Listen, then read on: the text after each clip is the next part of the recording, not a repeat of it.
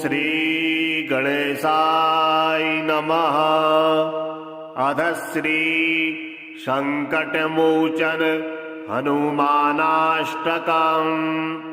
ततः स तुलसीदासः सस्मार रघुनन्दनम् हनुमन्तं तत्पुरस्तात् तुष्टाव भक्तरक्षणम्। धनुर्बाणधरो वीरः सीतालक्ष्मणसंयुतः रामचन्द्रः सहायो मां किं करिष्यत्यूयं मम। ॐ हनुमाञ्जनीसूनो वायुपुत्रो महाबलः महालाङ्गूलनिक्षेपैर्निहताखिलराक्षसाः। श्रीराम हृदयानन्द विपत्तौ शरणं तव लक्ष्मणे निहते भूमौ नीत्वा द्रोणाचलं युतम्। यया जीवितवानाद्य ताशक्तिं प्रकटिं कुरु येन लङ्केश्वरो वीरो निशङ्कः विजितस्त्वया। दुर्निरीक्ष्योऽपि देवानि तद्बलं दर्शयाद्धुना यया लङ्कां प्रविश्य त्वं ज्ञातवान् जानकी स्वयं। रावणान्तः पुरेत्युग्रे तां बुद्धिं प्रकटीकुरु रुद्रावतार भक्तार्ति विमोचन महाभुजा कपिराज प्रसन्नस्त्वं शरणं तव रक्ष माम्। इत्यष्टकं हनुमत्तः यः पठेत् श्रद्धयान्वितः सर्वकष्टविनिर्मुक्तो लभते वाञ्छितफलम्। ग्रहभूतार्दितैर्घोरे रणे राजभयेऽथवा त्रिवारं पठेनाच्छीघ्रं नरो मुच्येत सङ्कटात्। ततः स तुलसीदासः सस्मार रघुनन्दनम् हनुमन्तं तत्पुरस्तात् तुष्टाव भक्तरक्षणम्। धनुर्बाणधरो वीरः सीतालक्ष्मणसंयुतः रामचन्द्रः सहायो मां किं करिष्यत्यूयं मम। ॐ हनुमाञ्जनीसूनो वायुपुत्रो महाबलः महालाङ्गूलनिक्षेपैर्निहताखिलराक्षसाः। श्रीराम हृदयानन्द विपत्तौ शरणं तव लक्ष्मणे निहते भूमौ नीत्वा द्रोणाचलं युतम्।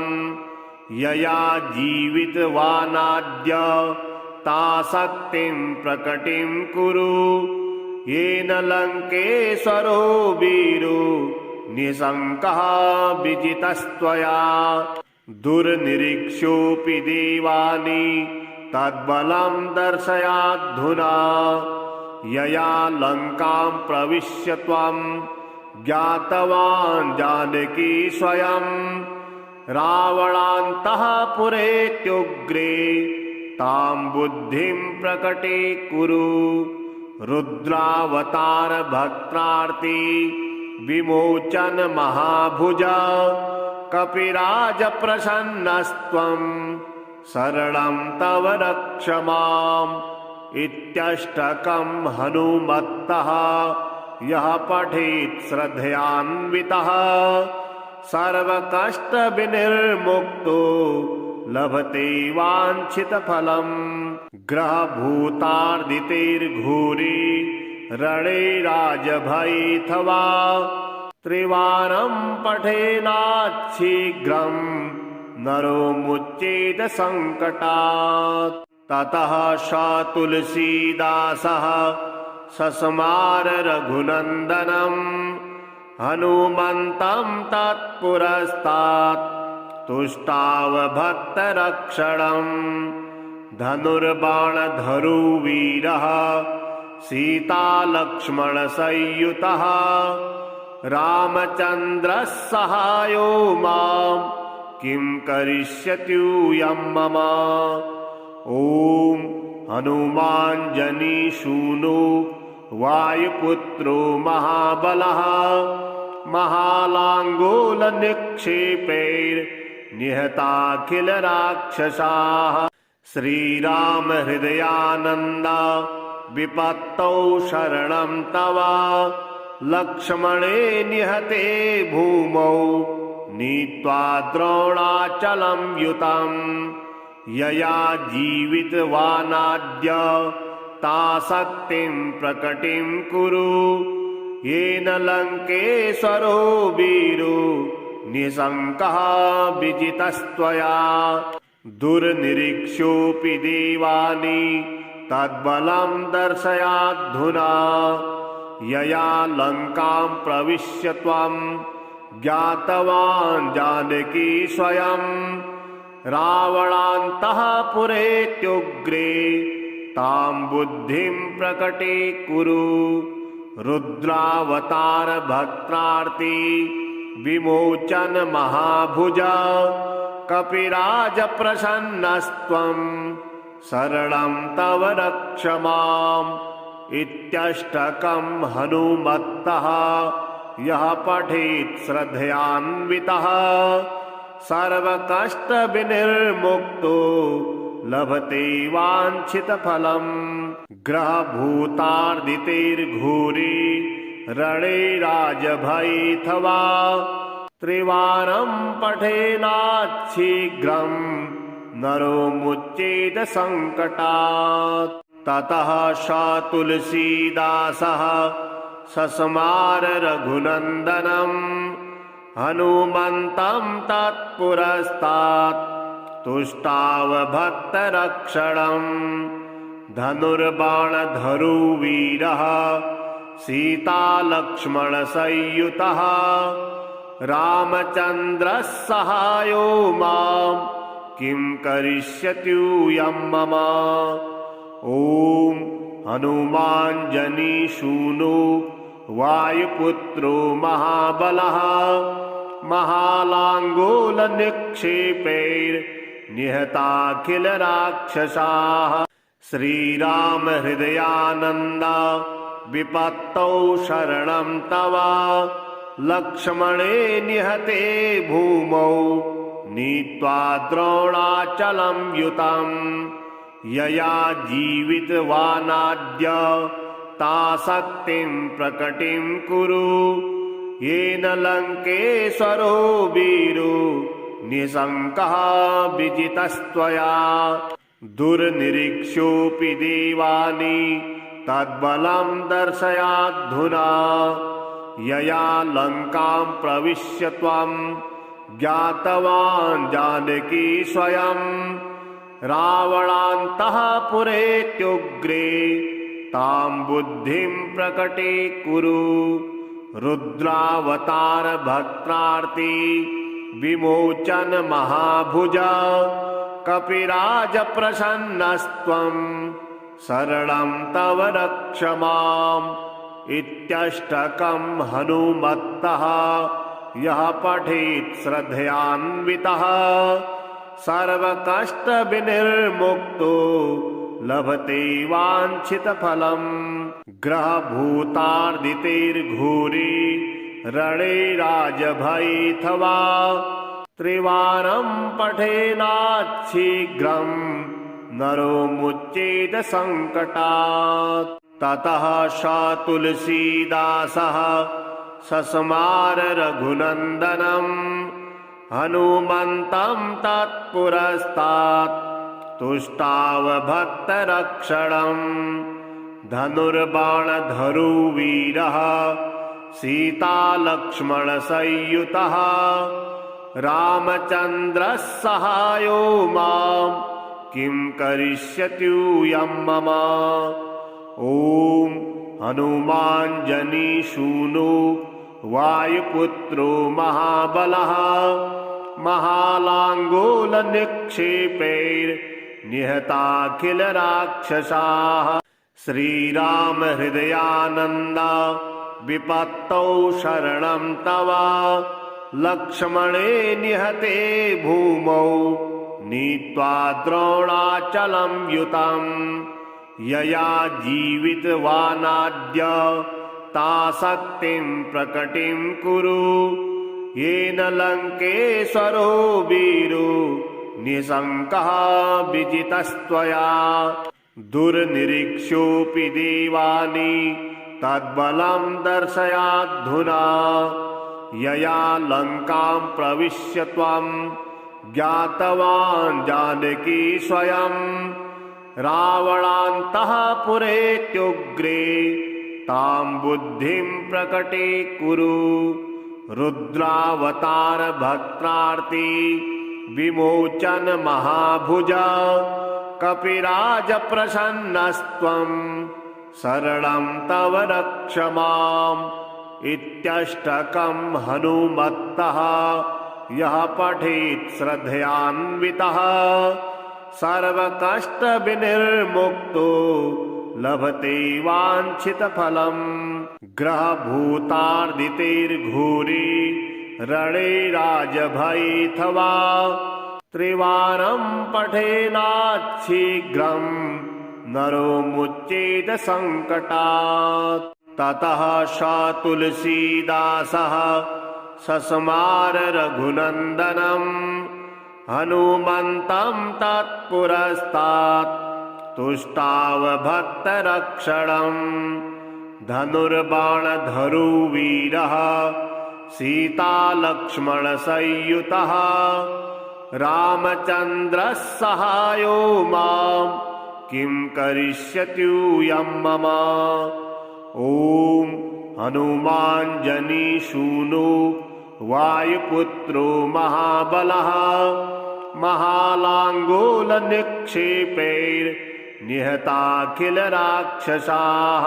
श्रीराम हृदयानन्द विपत्तौ शरणं तव। लक्ष्मणे निहते भूमौ नीत्वा द्रोणाचलं युतम्। यया जीवितवानाद्य ताशक्तिं प्रकटिं कुरु। येन लङ्केश्वरो वीरो निशङ्कः विजितस्त्वया। दुर्निरीक्ष्योऽपि देवानि तद्बलं दर्शयाद्धुना। यया लङ्कां प्रविश्य त्वं ज्ञातवान् जानकी स्वयं। रावणान्तःपुरेत्युग्रे तां बुद्धिं प्रकटीकुरु। रुद्रावतार भक्तार्ति विमोचन महाभुजा। कपिराज प्रसन्नस्त्वं शरणं तव रक्ष माम्। इत्यष्टकं हनुमत्तः यः पठेत् श्रद्धयान्वितः सर्वकष्टविनिर्मुक्तो लभते वाञ्छितफलम्। ग्रहभूतार्दितेर्घोरे रणे राजभयेऽथवा त्रिवारं पठेनाच्छीघ्रं नरो मुच्येत सङ्कटात्। ततः स तुलसीदासः सस्मार रघुनन्दनं हनुमन्तं तत्पुरस्तात् तुष्टाव भक्तरक्षणम्।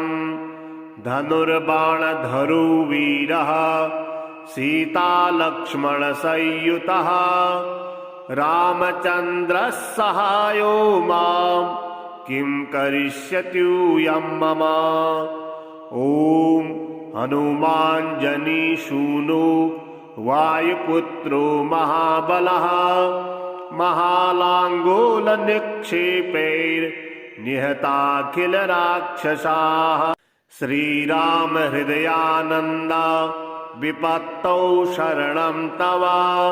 लक्ष्मणे निहते भूमौ नीत्वा द्रोणाचलं युतम्।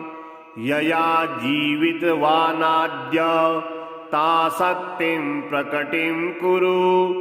येन लङ्केश्वरो वीरो निशङ्कः विजितस्त्वया दुर्निरीक्ष्योऽपि देवानि तद्बलं दर्शयाद्धुना यया लङ्कां प्रविश्य त्वं ज्ञातवान् जानकी स्वयं रावणान्तःपुरेत्युग्रे तां बुद्धिं प्रकटीकुरु रुद्रावतार भक्तार्ति विमोचन महाभुजा कपिराज प्रसन्नस्त्वं शरणं तव रक्ष माम् इत्यष्टकं हनुमत्तः यः पठेत् श्रद्धयान्वितः सर्वकष्टविनिर्मुक्तो लभते वाञ्छितफलम् ग्रहभूतार्दितेर्घोरे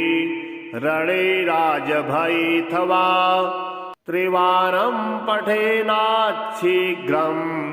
नरो मुच्येत सङ्कटात् ततः स तुलसीदासः सस्मार रघुनन्दनं हनुमन्तं तत्पुरस्तात् तुष्टाव भक्तरक्षणम् धनुर्बाणधरो वीरः सीतालक्ष्मणसंयुतः रामचन्द्रः सहायो मां किं करिष्यत्यूयं मम ॐ हनुमाञ्जनीसूनो वायुपुत्रो महाबलः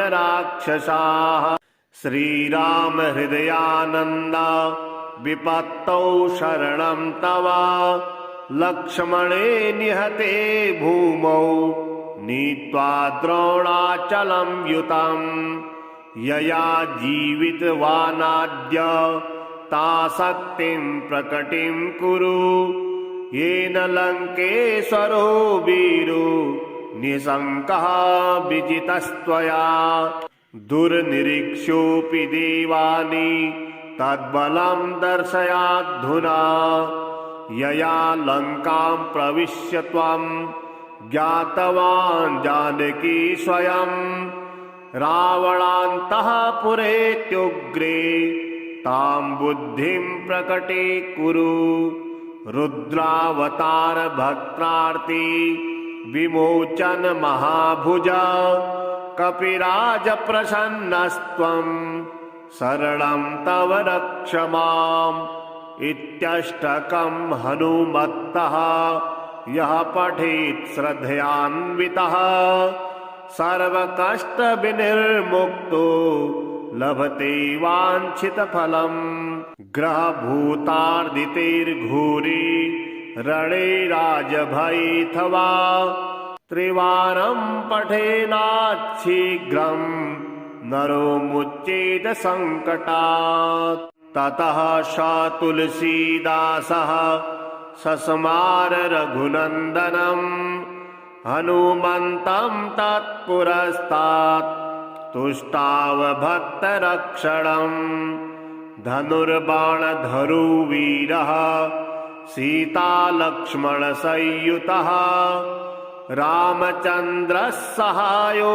मां किं करिष्यत्यूयं मम ॐ हनुमाञ्जनीसूनो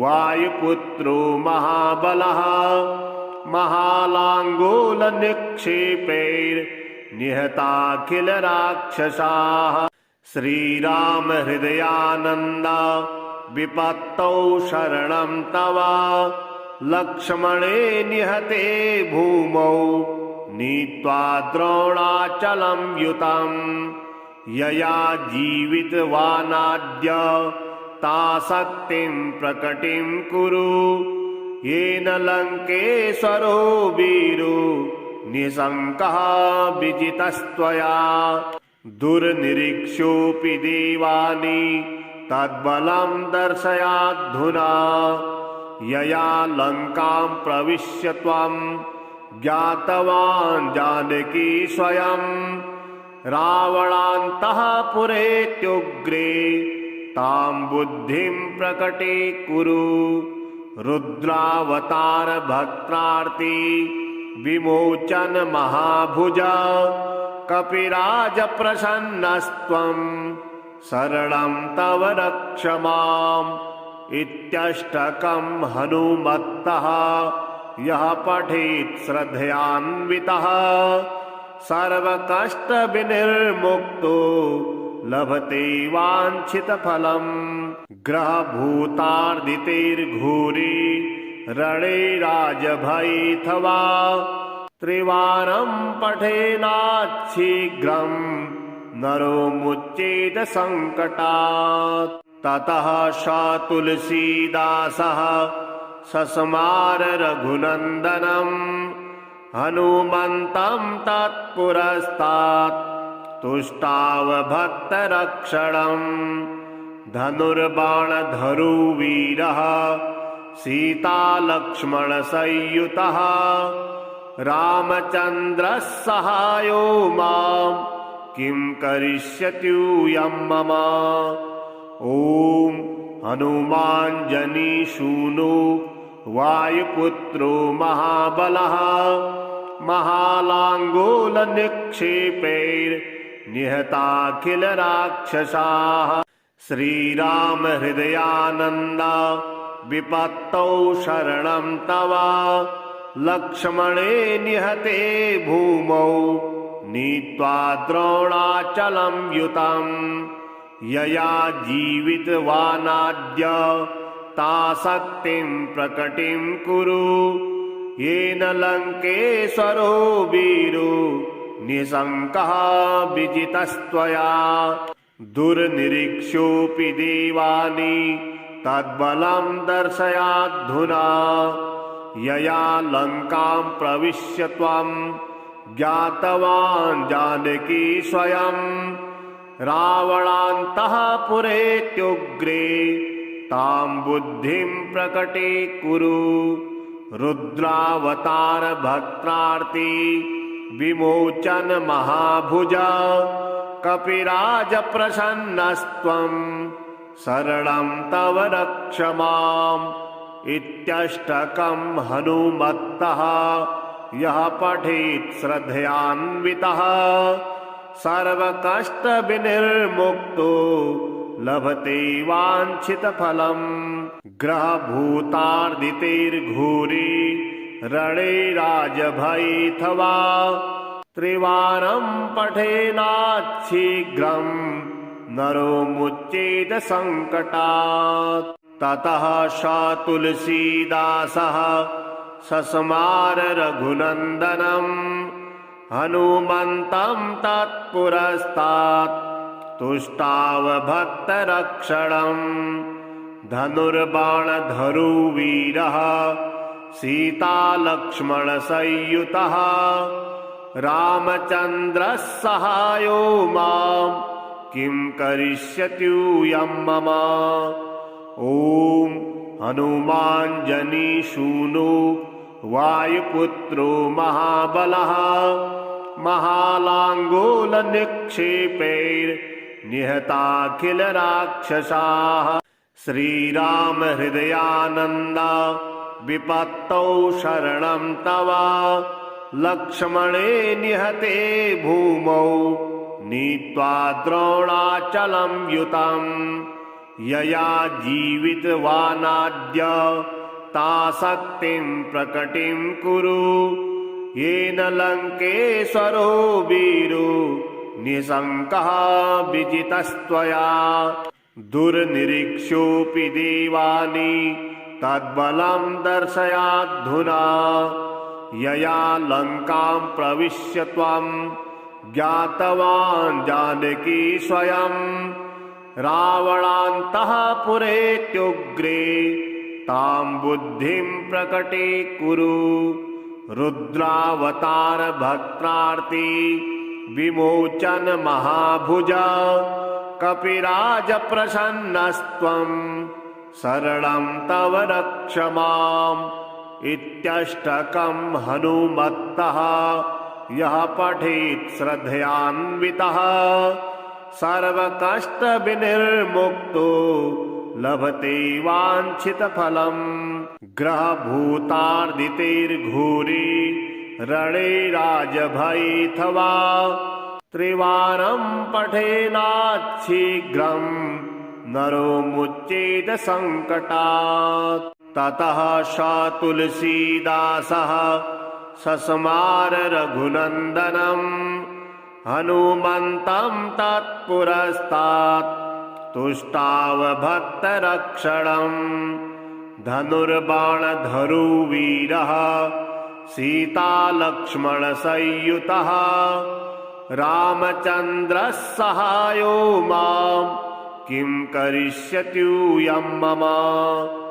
ॐ हनुमाञ्जनीसूनो वायुपुत्रो महाबलः महालाङ्गूलनिक्षेपैर्निहताखिलराक्षसाः। श्रीराम हृदयानन्द विपत्तौ शरणं तव लक्ष्मणे निहते भूमौ नीत्वा द्रोणाचलं युतम्। यया जीवितवानाद्य ताशक्तिं प्रकटिं कुरु येन लङ्केश्वरो वीरो निशङ्कः विजितस्त्वया। दुर्निरीक्ष्योऽपि देवानि तद्बलं दर्शयाद्धुना यया लङ्कां प्रविश्य त्वं ज्ञातवान् जानकी स्वयं। रावणान्तःपुरेत्युग्रे तां बुद्धिं प्रकटीकुरु रुद्रावतार भक्तार्ति विमोचन महाभुजा कपिराज प्रसन्नस्त्वं शरणं तव रक्ष माम्। इत्यष्टकं हनुमत्तः यः पठेत् श्रद्धयान्वितः सर्वकष्टविनिर्मुक्तो लभते वाञ्छितफलम्। ग्रहभूतार्दितेर्घोरे रणे राजभयेऽथवा त्रिवारं पठेनाच्छीघ्रं नरो मुच्येत सङ्कटात्। ततः स तुलसीदासः सस्मार रघुनन्दनम् हनुमन्तं तत्पुरस्तात् तुष्टाव भक्तरक्षणम्। धनुर्बाणधरो वीरः सीतालक्ष्मणसंयुतः रामचन्द्रः सहायो मां किं करिष्यत्यूयं मम। ॐ हनुमाञ्जनीसूनो वायुपुत्रो महाबलः महालाङ्गूलनिक्षेपैर्निहताखिलराक्षसाः। श्रीराम हृदयानन्द विपत्तौ शरणं तव लक्ष्मणे निहते भूमौ नीत्वा द्रोणाचलं युतम्। यया जीवितवानाद्य ताशक्तिं प्रकटिं कुरु येन लङ्केश्वरो वीरो निशङ्कः विजितस्त्वया। दुर्निरीक्ष्योऽपि देवानि तद्बलं दर्शयाद्धुना यया लङ्कां प्रविश्य त्वं ज्ञातवान् जानकी स्वयं। रावणान्तःपुरेत्युग्रे तां बुद्धिं प्रकटीकुरु रुद्रावतार भक्तार्ति विमोचन महाभुजा कपिराज प्रसन्नस्त्वं शरणं तव रक्ष माम्। इत्यष्टकं हनुमत्तः यः पठेत् श्रद्धयान्वितः सर्वकष्टविनिर्मुक्तो लभते वाञ्छितफलम्। ग्रहभूतार्दितेर्घोरे रणे राजभयेऽथवा त्रिवारं पठेनाच्छीघ्रं नरो मुच्येत सङ्कटात्। ततः स तुलसीदासः सस्मार रघुनन्दनं हनुमन्तं तत्पुरस्तात् तुष्टावभक्तरक्षणं धनुर्बाणधरुवीरः सीतालक्ष्मणसंयुतः रामचन्द्रः सहायो मां किं करिष्यत्यूयं मम। ॐ हनुमाञ्जनीसूनो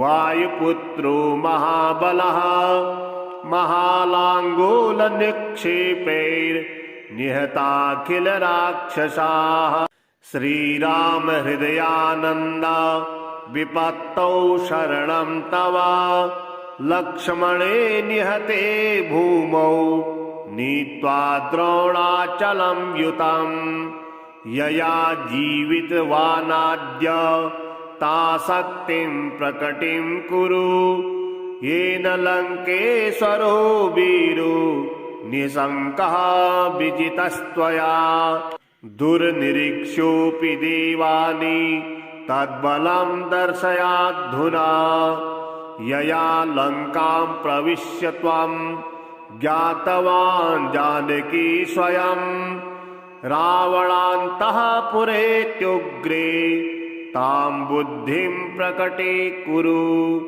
रुद्रावतार भक्तार्ति विमोचन महाभुजा कपिराज प्रसन्नस्त्वं शरणं तव रक्ष माम्।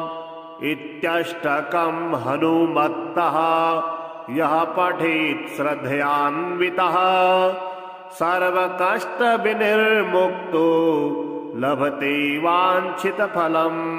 ग्रहभूतार्दितेर्घोरे रणे राजभयेऽथवा त्रिवारं पठेनाच्छीघ्रं नरो मुच्येत सङ्कटात्। ततः स तुलसीदासः सस्मार रघुनन्दनं हनुमन्तं तत्पुरस्तात् तुष्टावभक्तरक्षणं धनुर्बाणधरुवीरः सीतालक्ष्मणसंयुतः रामचन्द्रः सहायो मां किं करिष्यत्यूयं मम। ॐ हनुमाञ्जनीसूनो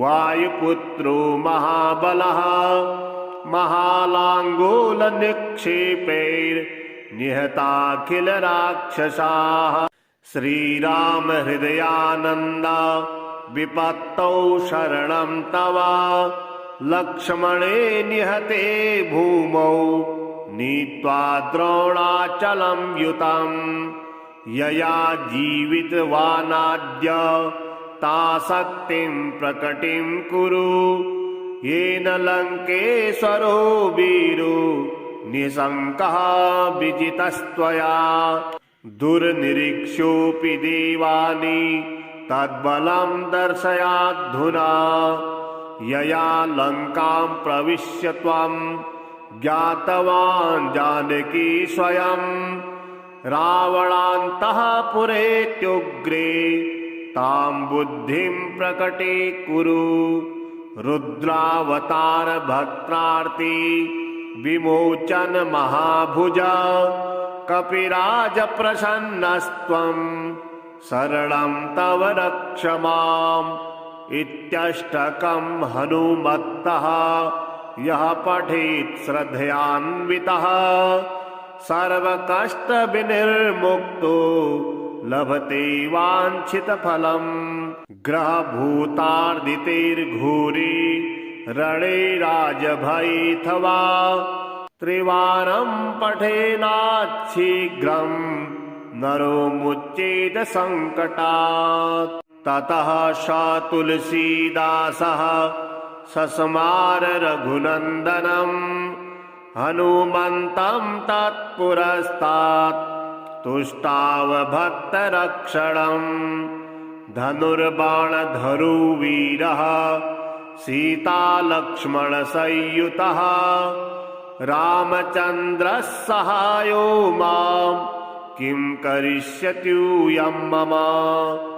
ॐ हनुमाञ्जनिसूनो वायुपुत्रो महाबलः महालाङ्गूलनिक्षेपैर्निहताखिलराक्षसाः श्रीराम हृदयानन्द विपत्तौ शरणं तव लक्ष्मणे निहते भूमौ नीत्वा द्रोणाचलं युतम् यया जीवितवानाद्य ताशक्तिं प्रकटिं कुरु येन लङ्केश्वरो वीरो निशङ्कः विजितस्त्वया दुर्निरीक्ष्योऽपि देवानि तद्बलं दर्शयाद्धुना यया लङ्कां प्रविश्य त्वं ज्ञातवान् जानकी स्वयं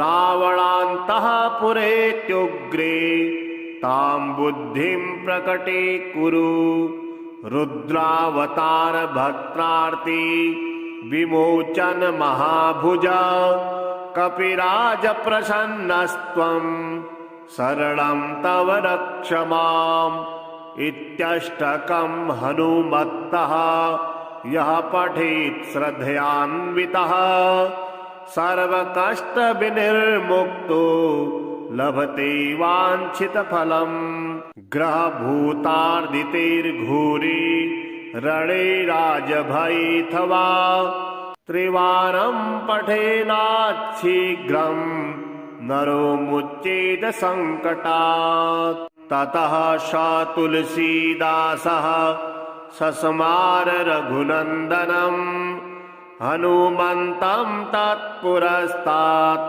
तुष्टाव भक्तरक्षणम् धनुर्बाणधरो वीरः सीतालक्ष्मणसंयुतः रामचन्द्रः सहायो मां किं करिष्यत्यूयं मम ॐ हनुमाञ्जनिसूनो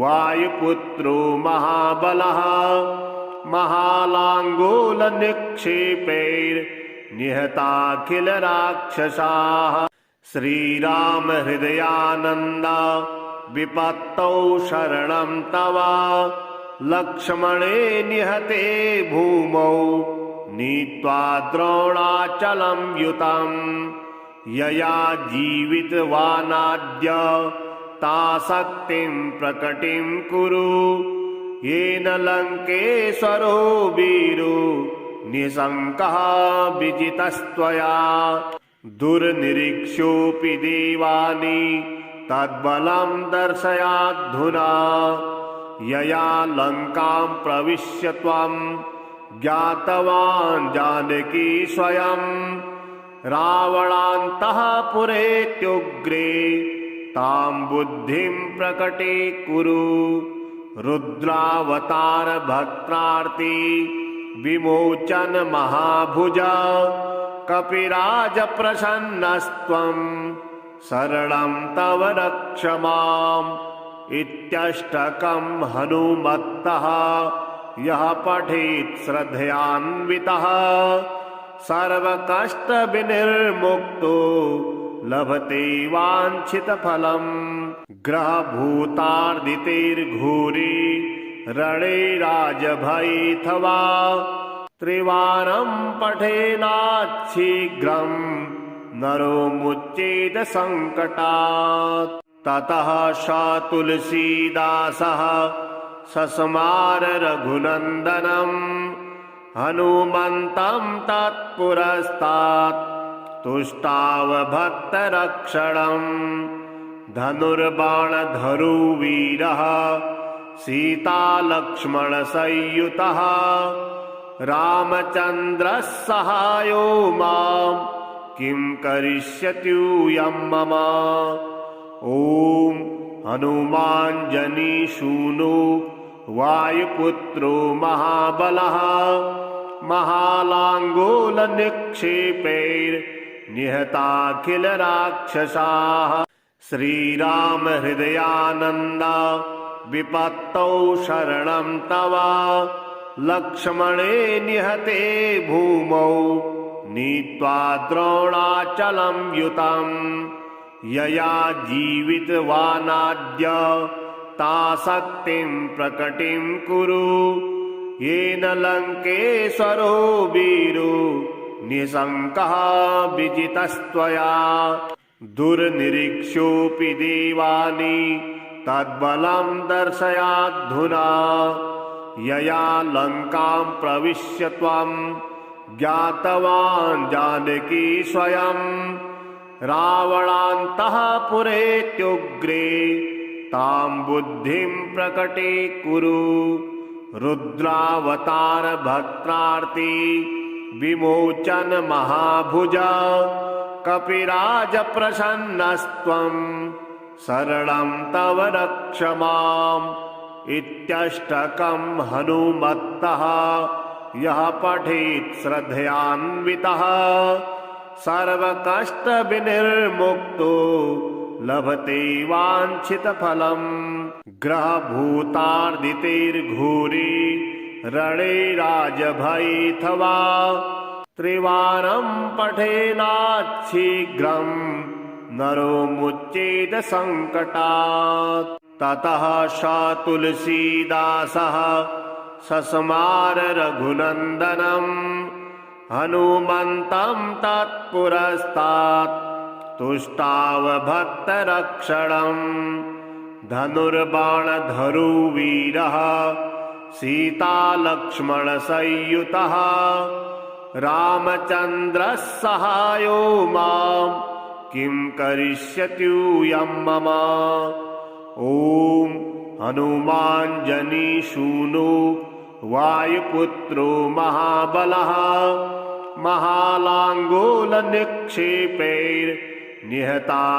महालाङ्गूलनिक्षेपैर्निहताखिलराक्षसाः श्रीराम हृदयानन्द विपत्तौ शरणं तव लक्ष्मणे निहते भूमौ नीत्वा द्रोणाचलं युतम् यया जीवितवानाद्य ताशक्तिं प्रकटिं कुरु येन लङ्केश्वरो वीरो निशङ्कः विजितस्त्वया दुर्निरीक्ष्योऽपि देवानि तद्बलं दर्शयाद्धुना यया लङ्कां प्रविश्य त्वं ज्ञातवान् जानकी स्वयं रावणान्तःपुरेत्युग्रे तां बुद्धिं प्रकटीकुरु रुद्रावतार भक्तार्ति विमोचन महाभुजा कपिराज प्रसन्नस्त्वं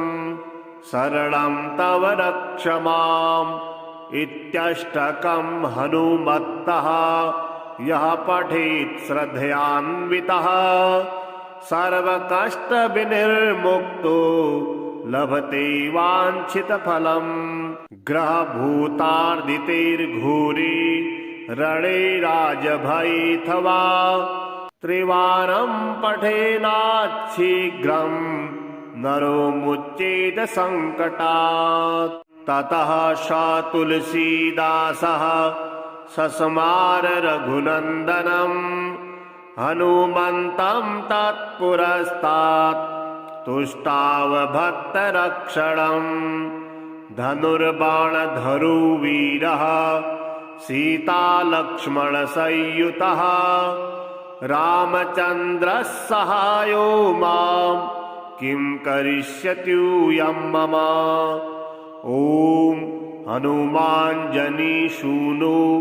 वायुपुत्रो महाबलः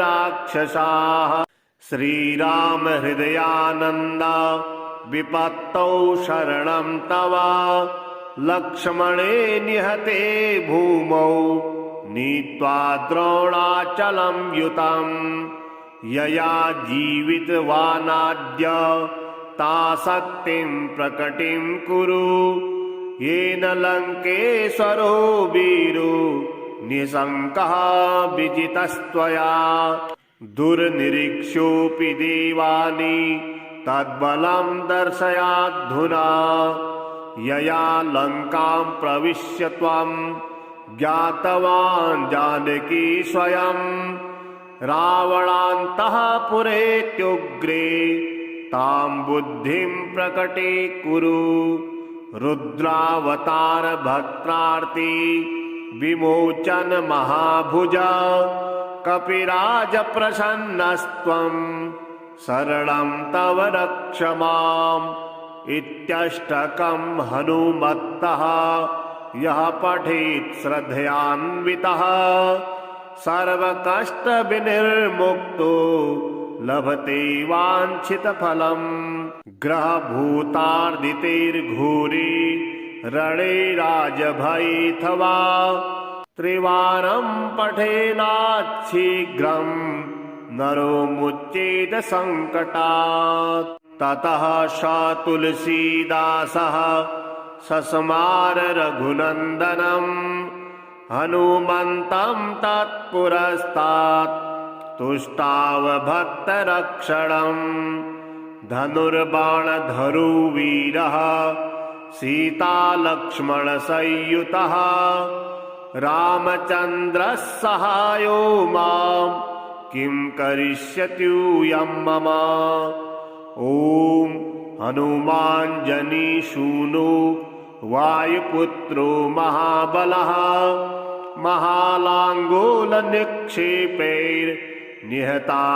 महालाङ्गूलनिक्षेपैर्निहताखिलराक्षसाः श्रीराम हृदयानन्द विपत्तौ शरणं तव लक्ष्मणे निहते भूमौ नीत्वा द्रोणाचलं युतम् यया जीवितवानाद्य ताशक्तिं प्रकटिं कुरु येन लङ्केश्वरो वीरो निशङ्कः विजितस्त्वया दुर्निरीक्ष्योऽपि देवानि तद्बलं दर्शयाद्धुना यया लङ्कां प्रविश्य त्वं ज्ञातवान् जानकी स्वयं रावणान्तःपुरेत्युग्रे तां बुद्धिं प्रकटीकुरु रुद्रावतार भक्त्रार्ति विमोचन महाभुजा कपिराज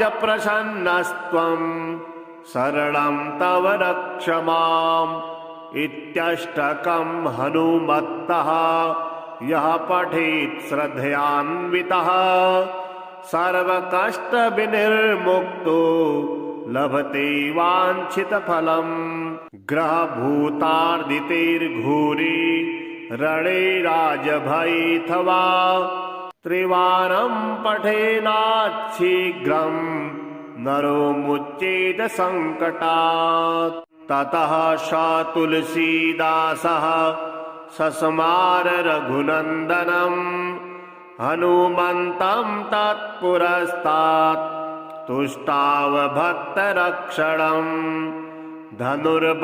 धनुर्बाणधरुवीरः सीतालक्ष्मणसंयुतः रामचन्द्रः सहायो मां किं करिष्यत्यूयं मम ॐ हनुमाञ्जनीसूनो वायुपुत्रो महाबलः महालाङ्गूलनिक्षेपैर्निहताखिलराक्षसाः श्रीराम हृदयानन्द विपत्तौ शरणं तव लक्ष्मणे निहते भूमौ नीत्वा द्रोणाचलं युतम् यया जीवितवानाद्य ताशक्तिं प्रकटिं कुरु येन लङ्केश्वरो वीरो निशङ्कः विजितस्त्वया दुर्निरीक्ष्योऽपि देवानि तद्बलं दर्शयाद्धुना यया लङ्कां प्रविश्य त्वं ज्ञातवान् जानकी स्वयं रावणान्तःपुरेत्युग्रे तां बुद्धिं प्रकटीकुरु रुद्रावतार भक्त्रार्ति विमोचन महाभुजा कपिराज प्रसन्नस्त्वं शरणं तव रक्ष माम् इत्यष्टकं हनुमत्तः यः पठेत् श्रद्धयान्वितः सर्वकष्टविनिर्मुक्तो लभते वाञ्छितफलम्। ग्रहभूतार्दितेर्घोरे रणे राजभयेऽथवा त्रिवारं पठेनाच्छीघ्रं नरो मुच्येत संकटात्।